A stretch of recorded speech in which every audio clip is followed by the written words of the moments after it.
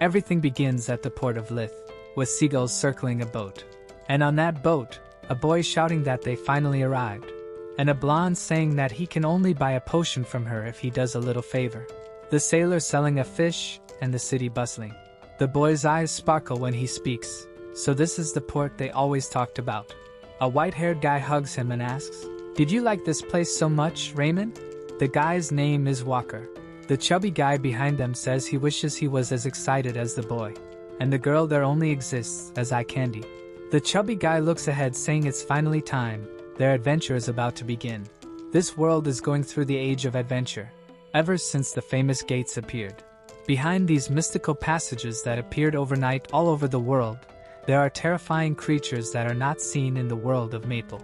Although many explorers have died in these gates, the rewards inside them are so valuable that they are worth all the risk. Anyone aspiring to achieve great things in life has to venture into the gates. Walker says we need bait. They are a bit confused there. Walker explains, "There's so much unknown inside the gate that we can't just go in without a plan. It's these variables that cause most people to die in there. That's why we need a bait slave." The girl then asks, "Are you trying to hire a slave to distract the monsters?" For me, it's not a bad decision. We see some guys trapped, and the slave trader talking. Welcome to the hiring market operated by the Gaper merchants. Everyone here is perfect to be bait slaves. Feel free to choose. Laughing like a psychopath, he says, "Just use one of these, you'll see how good they are. I recommend these two here. They are young. They are the liveliest bait slaves you'll find." Walker agrees, saying he'll buy the two then. The merchant says it's a great choice and wishes them a good adventure. They are then in front of a giant red portal. Walker warns, "When you enter the gate, mark the pillar." That's so they know how many groups have entered there. And apparently, at this moment, there's no mark made. This means they are the first ones to enter here. He asks if the group is ready and everyone says let's go. They then enter. As they pass through, Raymond keeps saying it's very strange to use a portal like this. When he looks up, he sees giant mushrooms. It's the first adventure for this gang. So everyone is impressed with this mystical place. A completely different atmosphere than they imagined. Walker tells everyone to relax and to move on. Usually, the entrance to a gate is far from where there are monsters. So for now, they are safe. The only problem is that you can't leave through the entrance. Because of this, the priority at the beginning is to find the exit. At this moment, the girl takes a glance back. But when she sees there's a monster about to bite her, the next second and half of her body is already being swallowed. Everyone looks back and gets scared. Raymond shouts her name, Charlotte. "Brother, I think it's too late for us to learn her name. This creature is giant and has a legion around it." Everyone is frozen, not knowing what to do. Walker pulls out his staff and conjures a fire arrow. The arrow goes straight to the monster's face and pierces it. The beast even spat out Charlotte. "Brother, I don't know if she's alive, but at least she's out of the mouth." Walker shouts that something's wrong, and says to tie the baits to the tree. One of the slaves asks to go along, but the chubby guy points a blade and says, "Just stay still here with your mouth shut." Raymond also apologizes, but ties them to the tree and runs away with everyone. One of the slaves is grabbed by the waist and is about to be bitten, and the other one already has claws almost tearing his back. The whole group is fleeing with Charlotte. Who's on their backs there, more dead than alive? "Brother, I think she's gonna have to go for reincarnation for another work. This one's done for the girl." Walker warns that this adventure has already failed. Winning this is no longer important. They need to escape now. While Raymond is losing it, breathing heavily and whispering that it's over. The chubby guy grabs him and tells him to wake up to life. He needs to focus or they'll all die. Although they failed this time, they can prepare and come back again. The important thing is to focus and not give up. But before the motivational speech ends, a creature is about to crush him. Walker shouts for his friend. However, he is completely crushed. Collapsed on the ground, Raymond is trembling there. And he doesn't even understand what happened properly. Walker is the only one who does something. He pulls out his staff once again to give him another fire arrow. However, like an OnlyFans girl, this beast is very talented with its tongue and encircles the man's head. Poor guy can't do anything, and he's being pulled into the big mouth, and he's already been swallowed. Only poor Raymond is left, who is now useless. He's there, trembling, fallen, trying to escape, stumbles like a fool. The monster is coming from behind. Another tongue's work. Another bite, and he's agonizing. But there's a foot on the branch. And while Raymond is agonizing, one of those slaves watches. Raymond says, "Hey, Bait, are you alive, man? What a relief. Help me here. Brother, I think there's no way to save you anymore." Poor guy is trembling all over. Raymond says, "All the members are already dead. It's just you and me, Bait. Sorry for earlier, man. That wasn't my intention." Hand trembling, almost losing his life. "You can't win alone. Please." But Bait is standing there, very calmly. He keeps shouting and says, "Stop looking and help me, you bastard." Bait is smiling now. He then comes down all stylish. After stalling a bit, Bait asks, "Don't you think it's a bit too late for you?" Raymond is then dragged and sees his reflection in his own blood. And then he starts laughing like the Joker. "You damn Bait. It won't be different for you." He is then finished off by the big mouth. Only his little arm is left. But now the three-eyed, toothy-tongued one is staring at Bait. The monster prepares and bam, goes for it. But the guy is very calm. He takes a look and says no. Pulls the spear back. "I'm not gonna die here." He gives it a cut that goes right through the middle of the big one, which falls stiff. He puts his hand on his face and says, "The place I died wasn't here." Next chapter starts with a group of adventurers on top of a mountain. From afar, at a volcano, it seems like many monsters are coming. The guy on the peak says here they come. And indeed, they are all winged demons. However, among all of them, the Dragon King is there, known as Horntail. Someone with white hair says, "Looks like Quintalros's area has fallen as well. Now there's no one we can count on." The Zodiac Knights, the Silent Resistance, the Crusade, the Explorers, and even the 6 heroes, all died. She says the guy there is the only one left. And guess who it is? Our Bait's slave. The last explorer, Elpin. The name of this world is Maple. And Maple backwards is Elpim. He then says to the group, "Let's go. This is our last adventure. And the big dragon is already coming." Sometime later, everything is desolate in flames. And Elpin is not in good health anymore. Friends are all dead. In front of him is a giant dragon's head. Looking up, he wonders, is this the end? Horntail is flying, and unfortunately, he has 3 heads. And the only one they cut is regenerating. Seeing this, Elpin thinks it was all for nothing. And the dragon flies towards him to end the suffering. Without being able to defend himself anymore, he just closes his eyes thinking it's where it ends. The world and the adventure of everyone. Angry, he punches the ground saying, "Don't mess with me." Is this how it ends? Already remembering Felipe, who was Ice Guide, Jaden, who went by Truckwin, even our dear Elysis, who will be missed. Everyone sacrificed themselves. He shouts to the heavens saying he refuses to accept this. He stands up and says, "Horntail, I won't end like this." Starts casting a spell on himself, forms a fire arrow, but the conjuration fails because he has no energy left. He vomits blood and from the skies, Horntail also casts a spell. But unfortunately, his doesn't fail and is about to blow poor Elpin up. Before dying, he says that the dragon is a pathetic bastard. The only thing left of him is his consciousness, wondering why it ended like this. If only he had more power or another chance. At that moment, he feels the waves of the sea. And when he opens his eyes, someone had actually thrown a bucket of water at him to wake him up. The guy says, "Are you pretending to be sick? Lazy little Bait slave, just trying to relax here?" Elpim is confused. Hold on, what's happening all of a sudden? Where's Horntail? And how am I alive now? He starts looking around. Wait, this place? He hears some voices saying, "Oh, thank you for the slave. This one looks good." Then he remembers, is this a slave market? But it can't be, this place disappeared a long time ago. But looking around, the bald guy comes to talk to him again. "You stinky brat, the only thing that matters to you is your life." Elpim recognizes the bald guy. He's the merchant who used to take care of his group 6 years ago in the slave market. If that's the case, does that mean he's gone back to the past? At that moment, the guy punches him in the face and our protagonist wonders, so, have I gone back to the beginning of the whole story? After a few punches, he's thinking, am I dreaming now? But this seems too real just to be a memory. It's hard to believe, but there's no other explanation. At that moment, the auctioneer presented the 2 slaves to Walker and Raymond. Elpam then stopped thinking about why this happened. There's no need for me to complicate things. I've been given a second chance. Back in the dungeon, after everything happened, he takes the staff that Walker was using. At least he can conjure the fire arrow ability, which isn't too bad.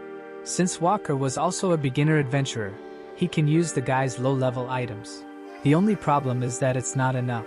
An explorer always brings more than just a weapon. He then sees a piece of a leg and remembers that some explorers hid things in their shoes. Cruelly, he goes there and pokes the guy's shoe, which had a ring. Upon equipping it, he realizes it's a psychokinesis ring. At that moment, he hears something coming. When he looks back, there are a bunch of those creatures. All because of the smell of blood. And they don't hesitate. It's a stomp on the ground, and they're already attacking. He throws a fireball, piercing the first one. Here comes the pesky tongue that breaks the spear he was using. He gets startled, and one is already behind him, biting his head. The fire arrow causes an explosion and pierces the creature. He decides to test the ring on the fire arrow he just sent. Throwing his hand to the side, he manages to redirect its movement, passing through everything.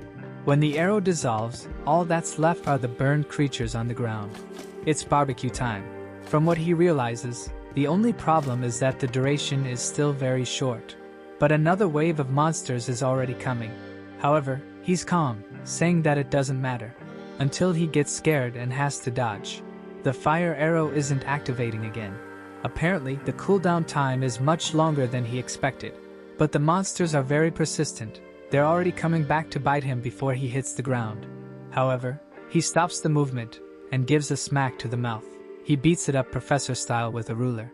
It doesn't kill anymore, but it burns. He finishes with a kick and sends the creature flying. He then realizes that the staff's cooldown has reset. And he ignites the flame. The big-mouthed one comes. But now it's over.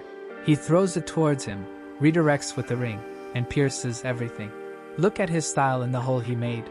While everything's burning there, someone shouts for him. The so-called Elizabeth, lying on the ground, says, "You weren't an ordinary bait slave." He looks and is surprised that she's alive. She asks, "How do you know how to fight with a spear? How do you know how to use magic? Who are you?" Elpam thinks that maybe she was lucky. Or maybe, on the other hand, unlucky. The poor thing is they're desperate, wanting to know what's going on and how he got that staff. And how does he have that circle on his wrist? How does a slave like him have awakened powers? In this world, the circle around your wrist means you've awakened abilities and elements. Elizabeth asks lastly, "Are you behind all of this?" Staring down at her, cold and calculating. He just asks, "Are you finished talking?" She says, "What do you mean?" Elpam explains, "Sorry, but you got it wrong. I didn't plan for you guys to die to the monsters. But even if you hadn't died, I would have killed you all." Agonizing, she says it doesn't make sense what he means. He explains that he hates people like her who use humans as bait. And he kills her with a fire arrow. Did you think I was going to save her just because she's a woman? No mercy. Outside, everyone is confused. How is this possible? Did a bait slave return alone? Elpam thinks the die has been cast, and now he has to race against time to change that future. In front of a giant building, he says the first thing to do is get rid of this slave mark. Inside the building, someone is asking, "Wait, a slave came back alive?" The guy standing answers, "Yes, that's right, Mr. Eves. It seems the slave returned without any injuries." Mr. Eves says, "Okay, but what matters, it's not so unusual for a bait slave to come back without any injuries." The guy says, "It's just that the entire group of that slave died inside the gate." At this point, Eves becomes serious. Now the case has become special. He came out of the gate alone and came here by himself. Normally, a bait slave tries to escape, because even if he returns, nothing will change. Apparently, the fact that he didn't try to escape means he knows how difficult it is to escape from us. Since the only way to get rid of us is through death. This is the style of the Gaper merchants. But even so, Eves still asks, "Do you need to notify me of any insignificant case?" The guy says there's one more detail. The slave had the first circle unlocked.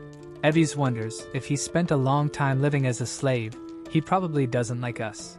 The guy in front of him then says, he also asked for a change in the contract.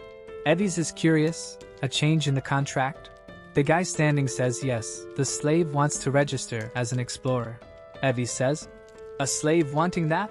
He doesn't know his place. However, the guy standing warns, these are orders from Lord Hawken. He wants you to confirm this. Evies is startled. Wait, Lord Hawken? Why would a high-ranking executive like him be interested in a slave? He looks at a book next to him and thinks, wait, it's not because of that, is it? The guy then leaves, and he stands in front of the window thinking, a bait slave wanting to become an explorer? In the world of Maple, there's a certain abolition of slavery. Under the name of Empress Cygnus, the state of slavery does not exist. But that's just on the surface.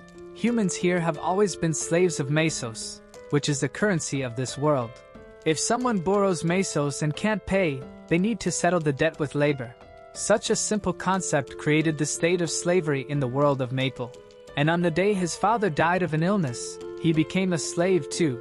Before his father died, he had bought a medicine called black moss, and the merchants at the trial adjusted its price to millions of mesos. At the trial, the judge told him, Elpin, since you're unable to pay 1,000,000 mesos that you borrowed from the merchants group, you will now have to pay off the debt with your labor. And that's how this place stole 6 years of his life. But now it's time to make them pay back. In the meeting, face to face with Evies, he introduces himself but already remembers the name. This guy is Evies, isn't he? Rockin's left hand and one of the main merchants of the Gaper group. At least he has a good person to negotiate with, Evies asks. So you want to change the contract? I've already received the information, so let's get straight to the point. He bangs the mug on the table and says, I'll put you as an F-rank hunter and change the contract. Elpin thanks him thinking, he accepted it too easily. It seems he's being cautious. But Elpin says, however, I want an E-rank permission. Elpin thinks that in this life he won't follow this guy's plans. Evies is confused. E-rank? You don't even have any rank, and you want to go straight to E? Elpin says he has ventured through hundreds of gates since becoming a slave. But Evies replies, even with all that experience as bait, you don't have experience killing monsters. Elpin corrects him and asks, since when is hunting monsters a virtue of an explorer? The reason the first great explorer made his name was because he was known for surviving. The greatest virtue of an explorer is to return alive from an adventure, because the information an explorer brings back is much more important than the individual. Evies slams the table, agreeing with this sentiment. Surviving 3 years as a bait slave is no easy feat, but that's all he has. Not to mention, people only take slaves to easy gates. What chance does he think he has of surviving in a high-level gate? It's idiocy to give such a dangerous contract to someone to die without paying debts. But looking at Elpin, Evies is thinking, this kid doesn't know his place. It won't be long before he dies. But there's something strange. He then says, there's a gate with 12 marks and a maximum entry of 5. That's right, a gate where 12 groups have already died. I want to see you prove yourself there. If you can show that you have such value, then I'll grant your request. Already handing over the contract. The scene shifts directly to inside that dungeon. The group's captain talks to Elpin. So you're the rookie who's coming with us, right? Nice to meet you, I'm Chev, I'm the group's tanker. I heard from Evies that you're a bait slave, right? Neither I nor my comrades care about that, so you don't need to worry. Elpin just responds, I'm in your care. And the guys ask him, we heard that you can use fire magic, right? Elpin just says yes again. Chev says, I heard that mages can only use elements they're compatible with. The guy next to him asks, are you telling me that elements are predetermined? Chev says it's more or less like that. Any item that's not of the element the person uses is almost useless. Chev then explains, our mission here isn't to finish this gate, but to take the items from the other groups that have already died. We return the items to the merchants, the mission ends. They'll pay 3,000 mesos for each item. His friend gets angry. But damn, that's too little. Any item here would be worth more than 7,000 mesos. We're not even getting half. The knight behind him tells him to stop complaining, and they set off on an adventure to make some mesos. The place is a sinister forest. The boss then says, since the forest is dense, we'll have to spend a lot of time searching, so let's first make a base. They use a very large tree, since it'll be easy to escape from anything. And the guy with the scar tells Elpin, you can rest for now, the boss and I will take care of building the base. With the base built, They decide to scout the area in groups of 2. One group includes the girl, the scarred guy, and the knight, and the other includes Elpin and the boss. Walking through the forest, the boss says, "It's strange, no monsters, no items. Could we be too close to the entrance? Maybe we'll go deeper tomorrow," and asks Elpin what he thinks of his first mission. Elpin says he's nervous. The boss says that's normal. Even he, who is experienced, is still a coward and gets scared every time. But even though he's a coward, he tries to be brave because he trusts the people beside him. It's strange to say this, but all his comrades are good people. He says he was sad when he heard Elpin's story. Being a bait slave for so long must have been very difficult. If Elpin doesn't mind, he can join the group. Elpin stands still, looking at the ground without saying anything. The boss then tells him to forget it. He was talking nonsense, let it go. Night falls and they are around the campfire. Apparently, no one encountered any monsters today. The boss says they'll leave it until tomorrow. For now, the important thing is to sleep and rest. Elpin drinks some water and nods off. In the middle of the night, the boss calls out to him. "Hey Pan, are you sleeping?" Elpin doesn't respond, fast asleep. At this moment, the scarred guy touches Shev's shoulder and says, "There's no way he's not sleeping now. Did you forget that we put a bunch of sleeping medicine in his food?" That drops a creature weighing tons. Imagine him who drank so much. On top of him, already with the blade in hand, it's time to do the job. He pierces the sack and is startled because there's nothing there except for a twig and some stones. Everyone is confused, and the boss orders to find him immediately. He must be nearby. But an explosion occurs at the base. At the top of a tree, Elpin is just watching. Up there, it's chaos, and no one knows where this fire came from. Until the knight points. "Boss, what's that?" When they look, there's a giant slime with an eye in front. The boss understands what happened. "Elpin, the damn guy used us as bait." Too late, and the creature comes to take a bite, but everyone jumps. Following the group, Elpin thinks they were very foolish. Trying to deceive me by being so kind was the mistake. In a gate where 12 groups have already been eliminated, they accept and are happy to work with a former bait slave. This already showed that they had some other motive. Elpin thinks, "I already imagined that this was the boss of the place. I just didn't think he'd be this big." The boss's group is trying to escape desperately. He has already realized that they are at a complete disadvantage. The knight asks, "What the hell is this?" The boss says it's a gold slime. It's an extremely rare type of boss to encounter. But the problem is that it only appears in a red gate. Its body is completely made of acid, which is terrible for any kind of short-range explorer. And the most dangerous thing is that, at this moment, he squats. A jet of acid passes by them. The knight doesn't understand. "Wait, does it also use long-distance attacks?" He begins to get desperate, saying that this is robbery. It doesn't make sense. The whole group is running, trying to think of a plan to fight against it. The boss explains that its acid attack has a 1-minute cooldown, so this is their chance to get away. However, the scarred guy says that this is the perfect opportunity.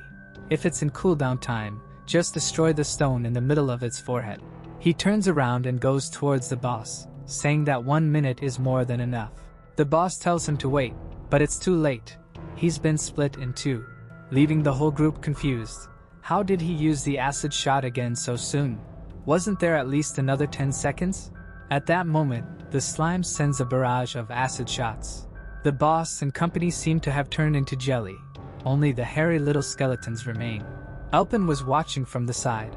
He says that Shev wasn't wrong about the cooldown time of a gold slime. However, this creature also has a special effect that the more items it eats, the stronger it becomes. And since 12 groups have failed here, it's giant and almost out of cooldown time. This creature is much stronger than it usually is. Probably strong enough to go into a yellow gate. It's impossible for a first circle explorer to defeat something like this. Since the slime eats the items, there's no way to rescue anything. This mission is already a failure. But he remembers Evie's saying, "Go and prove yourself." He then smiles. The slime seems to detect something and looks to the side, already receiving an arrow of fire to the head. And some slime remains falling to the ground. The boss was all twisted. From afar, Elpin thinks he resisted quite a bit, huh? Especially considering that he aimed right at the center. Seeing how much damage he caused, he imagines that 4 more will be enough. But none of this matters. He ties a rope around his waist that's connected to a knife. Now it's time for him to prove himself. The slime sends the acid barrage, and he dodges to the side. The creature sends another. He throws his rope with the knife and activates telekinesis with the ring that sticks to the tree, and he pulls himself. He's very Attack on Titan-like, this bastard. The acid barrage is coming at him with everything, destroying all the trees. And now he swings Tarzan style, goes to the side, already turning around, pulling out another fire arrow, and hits another one right in the center. But the slime also doesn't stop attacking. He almost takes one, climbs the tree, activates the power of the ring, and throws another arrow at him. He says that at this rate, at least 3 more. Keeps dodging Eren Yeager style, spinning and already shoots another fire arrow, stops at the tree, and looks how cheeky. The slime had dodged, but he uses the ring to redirect the arrow and hits another one. Now the center is exposed, and the scoundrel goes to kill like Captain Levi, appearing in the middle of the smoke. It's the final blow. But the slime's hand is coming too.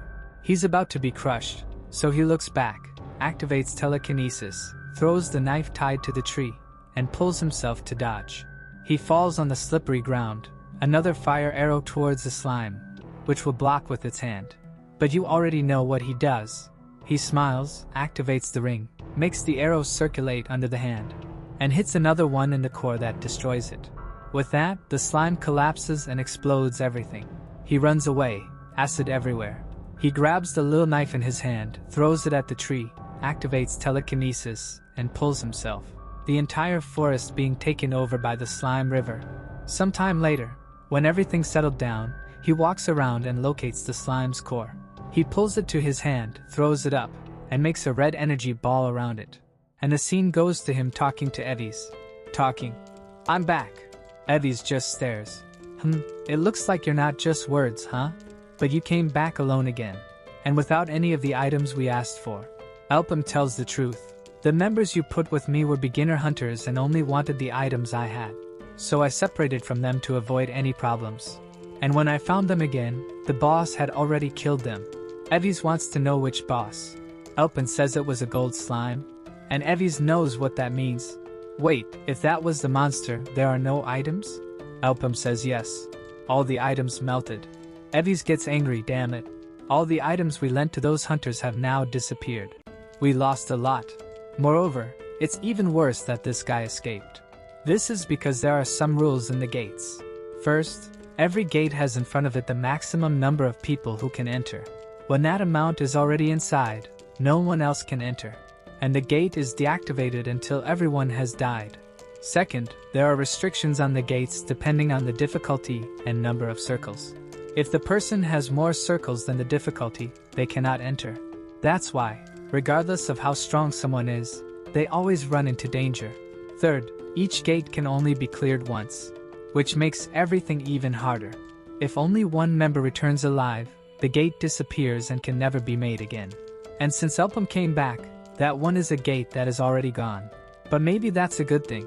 Dealing with a gold slime would be difficult for any first circle hunter. Evis then tells him, only you survived apparently. And since all the items melted, you can't deliver anything to me. So whatever the reason is, in the end you failed. Elpham tells him, you're judging too quickly. I haven't finished talking yet. Evis wants to know what he means by that. Elpham explains, the gold slime? I ate it.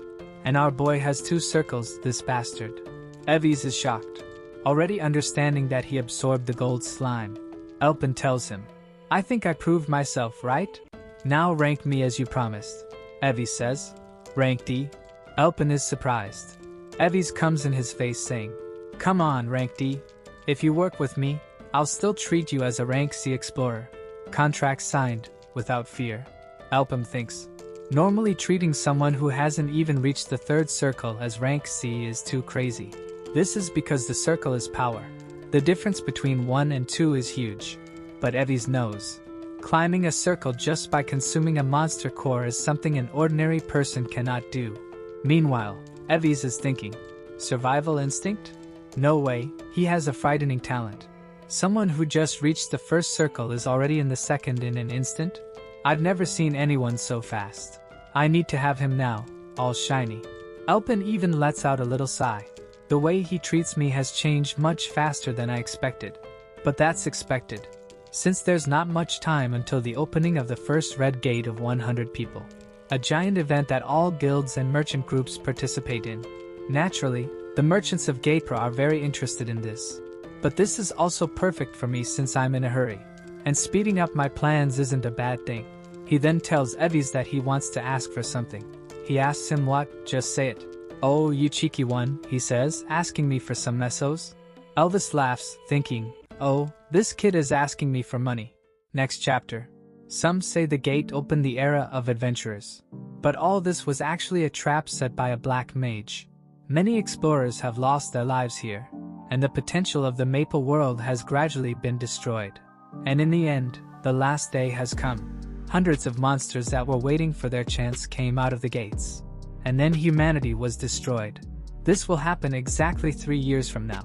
The fate of this world is not so far away. Evis just watches Elpin leaving. And he's thinking, it's not enough, but it will do to get things started. The gate for 100 people is red grade this time. Only people with 2 circles or below can enter. Normally, the merchant group would focus on hunters with more circles. But their investment in me is because they are concerned about this specific gate. Elpin thinks that maybe with these masters he should buy some weapons or items. The problem is that the items he really wants are much more expensive. The second most useful thing for an explorer is. So he heads to the slave house. The guy greets him happily, asking if he's an explorer and if he needs help choosing. As expected, all the nobles go there to buy slaves. Elpin refuses the help, saying he came for someone specific. Some time later, they are walking in the punishment room. This is where the slaves who do not obey need to be put. Like this one he's looking for. They stop and the guy says, oh, he's over there. The guy is tied up. Sweating nervously, the seller looks at Elpin and says, hey, my dear customer, do you really want this guy? Elpin says yes, that's him. It's him I'm looking for, who's already staring at the protagonist. Elpin says, before my return, there was a death that hastened the destruction of the world. The name Maple has 6 letters and each letter represents a hero. And the heroine named Erin was murdered, her first and last disciple. The person who killed her and the one who declared the beginning of destruction. The hero killer Devo. It all started because of him. Devo asks, are you here because of me? First time seeing you so scram. The seller says, sorry, my customer. 1,000 apologies. It's just that his mental state is shaken. Elpin thinks, I don't know what happened before my return. But for now, he's just a slave.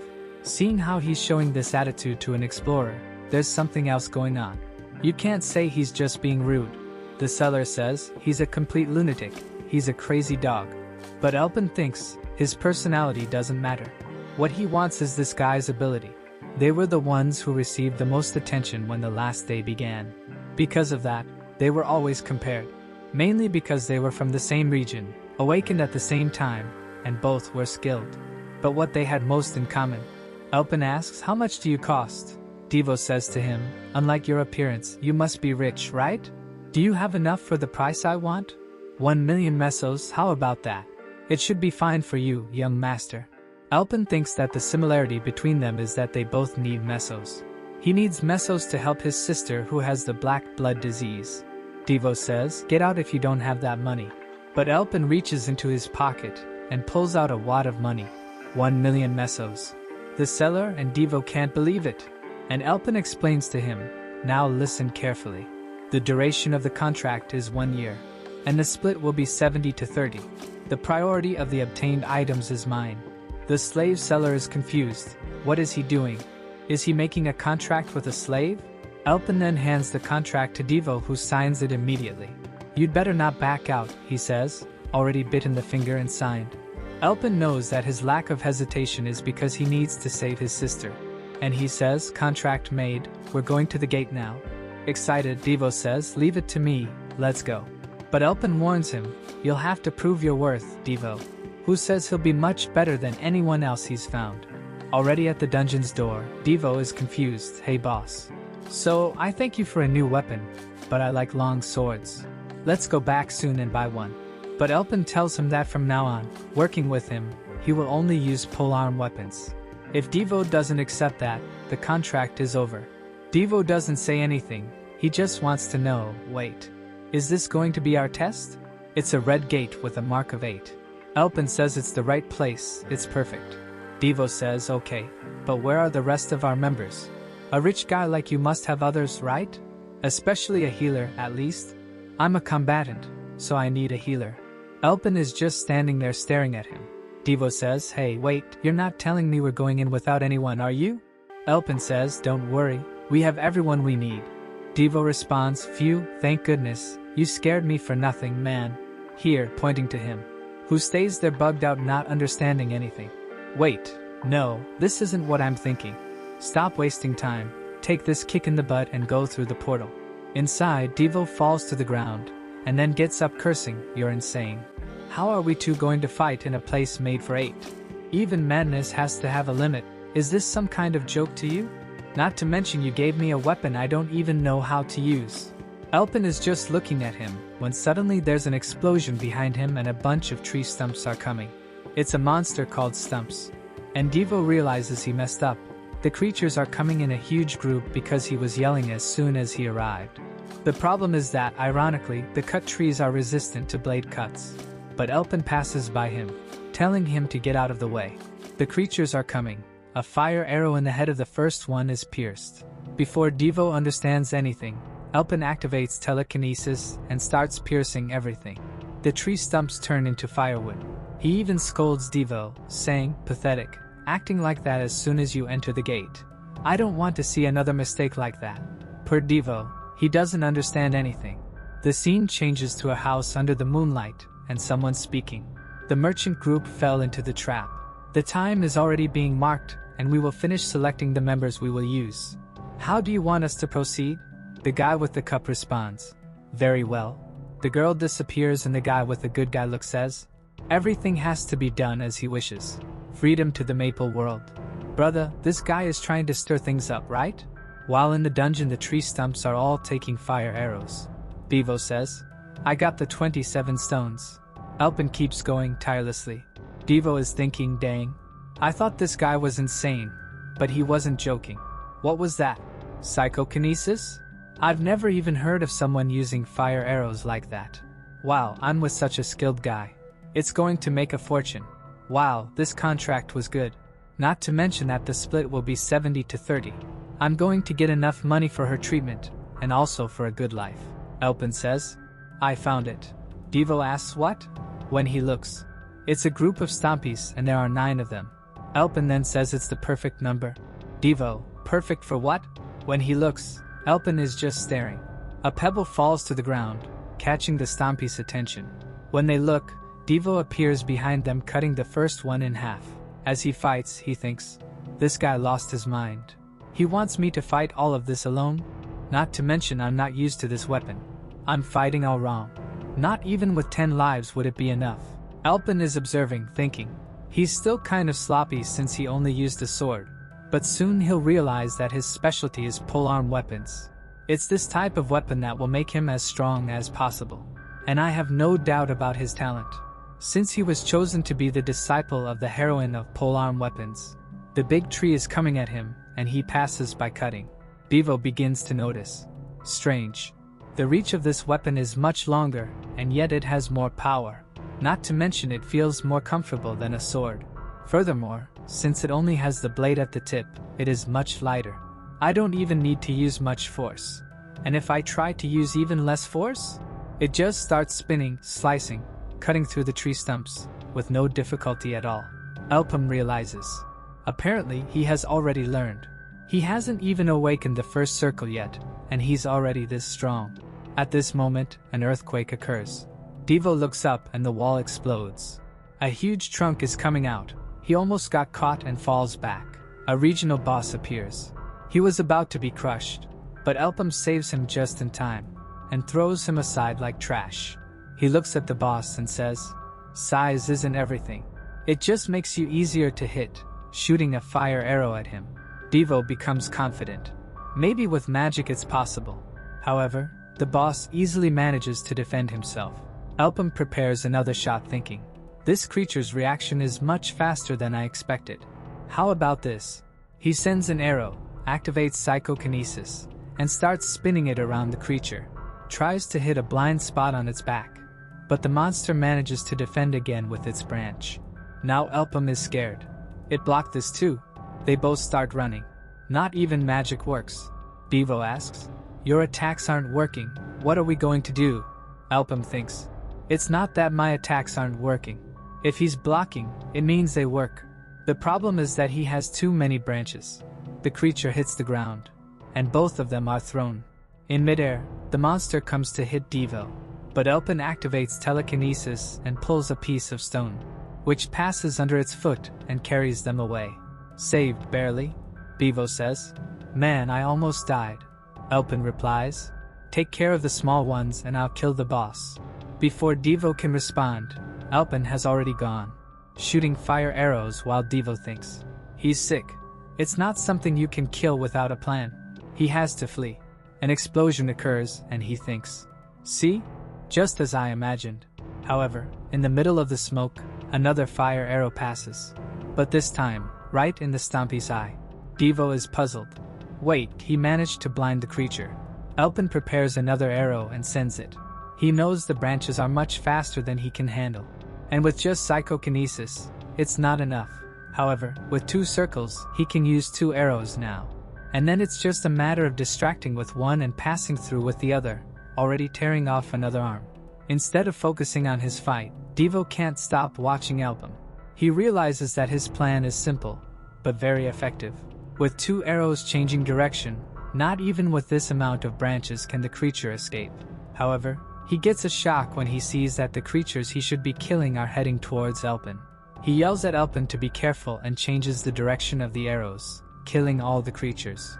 He turns around and says, "Devo, can't you even take care of the small ones? Take this scolding." But at that moment, he is almost crushed, but changes direction with the stone. The problem now is that he's in the air, and there's a whip coming right at his face. But now it's Devo's turn to save him with a cut, throwing him aside. Who returns the scolding, saying, "I saved you just now, so we're even." The psychopath likes it and says, "Got used to using a weapon? Then let's leave a like on the video because the chapters are over. I'm loving this work. It was really a surprise to find this out of nowhere. I hope you enjoyed it. Activate the bell so you don't miss the continuation. See you next time. Peace."